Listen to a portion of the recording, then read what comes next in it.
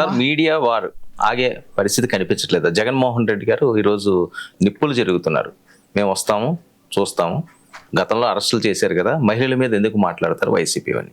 So ఎటువైపు వెళ్తుంది? Media వారు దురదృష్టకరమైంది. మీడియాలో తప్పకుండా అభిప్రాయాలు చెప్పాలి, ఎవరి వాళ్ళు విమర్శలు చేయొచ్చు. నేను కూడా చాలా విమర్శలు చేస్తాను కదా, అది వేరే విషయం. దానికి కొన్ని పద్ధతులు ఉంటాయి. అమరావతి చర్చ జరగాల్సినప్పుడు ఆడవాళ్ళ మీద మాటల గురించిన చర్చ జరగాల్సి రావడం ఆంధ్రప్రదేశ్లో ఉన్న రాజకీయ ఒక దురవస్థకి ఇది ఒక నిదర్శనం. ఈ ఒక విషయం ఇది నేనే ముందు బయటికి తీసుకొచ్చా. అసలు రెండింటికి మధ్యలో తేడా ఉందన్నది కూడా ఎస్టాబ్లిష్ చేశా. నాకు ఆశ్చర్యం కలిగేది ఏంటంటే వీళ్ళు వెళ్ళి నిరసన తెలిపారు, అక్కడితో అయిపోతుంది కదా, ఏదో ఏమైనా ఉంటే చట్టబద్ధంగా. కానీ అలా జరగట్లేదు. ఇది ఒక రాజకీయ యుద్ధము, ఒక మీడియా యుద్ధం స్వరూపం తీసుకోవడమే నిజానికి చాలా ఆశ్చర్యం కలిగిస్తుంది. అంటే వీళ్ళ మోటివ్స్ ఏంటి నిజానికి అనే ఒక పెద్ద సందేహం కలుగుతుంది. ఖచ్చితంగా వాళ్ళు అనుకున్నారు.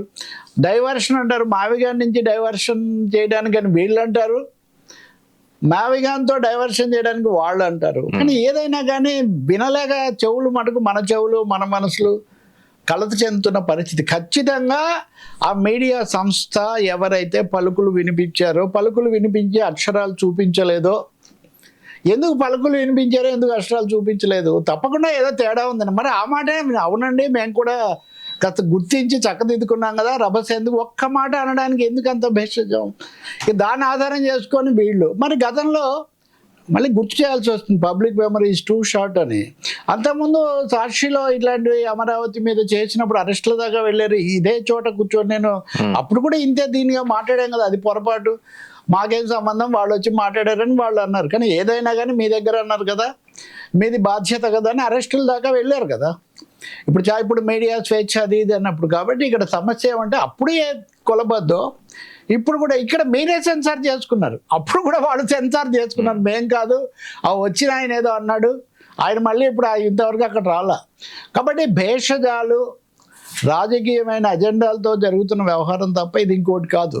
జగన్మోహన్ రెడ్డి నిన్న ట్వీట్ పెట్టాడు. ఇక్కడ ఒక ముఖ్యమైన అంశం ఉంది. మేమేదో అంటే దాన్ని పక్కదో పట్టిస్తున్నారు.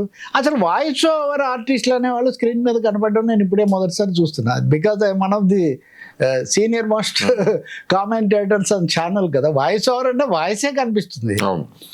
వాళ్ళని ఎందుకు తెస్తున్నారో నాకు అర్థం కావట్లేదు నిజానికి. వాస్తవాలుగా చెప్పి సర్దుకోవచ్చు. కానీ ఇక్కడ ఒక అంశం ఉంది. ఏ విధంగా అయితే మీరు ఆ రోజు కామెంట్ అమరావతికి వర్తిస్తుందని అన్నాం, నేను కూడా గట్టిగా మంచిది కాదని సరికాదన్నా. ఇప్పుడు అమరావతికి చట్టబద్ధత వచ్చింది, అందరూ స్వాగతిస్తున్నారు. కానీ ఏ సమయంలో అయితే మీరు వైఎస్ఆర్ పార్టీలో ఉన్న వాళ్ళందరినీ అన్నట్టు కదా, ఏ మహిళనన్నా ఎవరి భార్యనన్నా ఎవరి చెల్లినన్నా తప్పే అన్నప్పుడు వైఎస్ఆర్ పార్టీలో ఉన్న వాళ్ళందరూ జగన్ చెప్తే భార్యలను చెల్లెలుగా భావించి సంబంధాలు చూడడం మొదలుపెట్టే వెన్నెముకలేని మనుషులు ఇందులో ప్రతి అక్షరాన్ని కనుక అండర్లైన్ చేసుకుంటే చాలా వికృతమైనటువంటి అర్థాలు వస్తాయి వర్మ. అందుకనే నేను అనేది ప్రమాదో ధీమతామపి. మొన్న ఆ పండితుల వారు అప్పుడు కూడా చెప్పా, ఎంతటి వారైనా పొరపాటు చేస్తారు, దిద్దుకున్నారు. ఆ దిద్దుకున్నది పబ్లిక్ స్పేస్లో దిద్దుకుంటే సరిపోతుంది. రెండోది ఒకరు చేసినప్పుడేమో ఖండన. ఇప్పుడు ఈరోజు ముఖ్యమంత్రి చంద్రబాబు, లోకేష్ అందరు వరుసగా ఖండించారు. పవన్ కళ్యాణ్ కూడా ఖండించారు.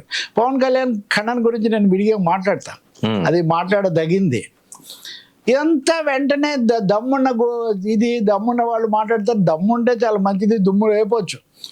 కానీ దమ్ముతో మనం సరైన మంచి విషయాలు, విమర్శనాత్మక విషయాలు చెప్తే మంచిది తప్ప అసలు ఎందుకు భార్యలు చెల్లెళ్ళు ఎందుకు వస్తారనే ప్రశ్నకు జవాబు లభించలేదు. మీరే ఎందుకు దిద్దుకున్నారు, నిజమా కాదా? ఇప్పటికీ ఒక 60 గంటలు 64 గంటల నుంచి చర్చ జరుగుతుంది కదా.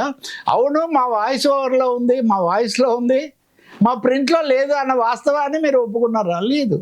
కాబట్టి ఆత్మవిమర్శ రాజకీయ పార్టీలకు అవసరమే, మీడియాకు కూడా అవసరమే. ఇంకా వెంటనే అన్న వాళ్ళందరినీ తిట్టేసి వాళ్ళందరి మీద ముద్రలు వేసేసి ఒకసారి ఏమో అరెస్టులు చేస్తాము. ఇప్పుడు ఉదాహరణకు ఐ థింక్ మందాకృష్ణ మాదిగ విషయంలో అప్పుడు ఆంధ్రజ్యోతి ఎడిటర్ను అరెస్ట్ చేశారు. మేమంతా ఖండించాం, స్టేషన్లకు వెళ్ళాం, ఇవన్నీ చేసాం. కాబట్టి ఖచ్చితంగా దీనికి ఒక ఫుల్ స్టాప్ పడాల్సిన అవసరం ఉంది. తప్పకుండా బహుశా మళ్ళీ వారం ఆగాలి పలుకులు వినిపించడానికి. అప్పుడు కూడా ఏ రూపంలో వస్తుందో మనకు తెలియదు. కానీ ఈ పరిస్థితి మటుకు దురదృష్టకరమైంది. సరే, జగన్మోహన్ రెడ్డి దీన్ని అవకాశంగా ఈ సందర్భంలో ఆయన పార్టీ అధినేతగా కూడా మా వాళ్ళందరినీ మీరు అవమానించారు. ఆయన అనేదండి వైసీపీలో ఉన్న కార్యకర్తలందరినీ కూడా మీరు అవమానించారని ఆయన అంటున్నారు. ఇప్పుడు ఏం జరుగుతుంది తెలుసా? భూమి గుండ్రంగా ఉందని మళ్ళీ 2022లోనో 23లోనో శాసనసభలో జరిగిన చర్చలు, అప్పుడు ఎవరెవరు ఏమేమన్నారు.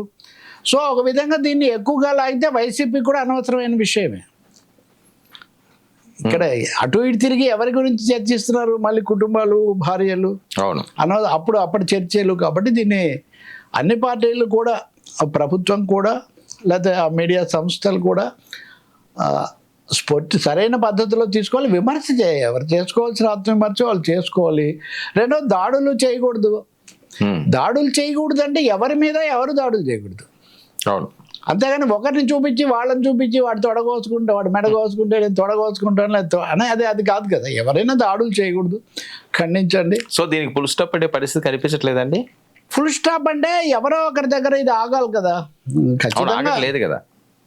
ఖచ్చితంగా ప్రతిపక్షంలో ఉన్నవాళ్ళు వాళ్ళ ఆందోళన, వాళ్ళు ఈ మాట కలిపి వాళ్ళు చెప్తూ ఉంటారు, సవాళ్ళు చేస్తున్నారు. కొంతమంది తీవ్రమైన పదాలు వాడుతున్నారు, వెంటనే వాళ్ళు ఇంతకంటే తీవ్రమైనవి వాడుతున్నారు. ఇక్కడ ఇరాన్ యుద్ధం అన్నా అవుతుందేమో కానీ ఇక్కడ ఈ మీడియా బూతుల యుద్ధం మటుకు ఆగేటట్టుగా లేదు. ఆపకపోతే మటుకు ప్రతి వాళ్ళు దానికి మూల్యం చెల్లిస్తారు.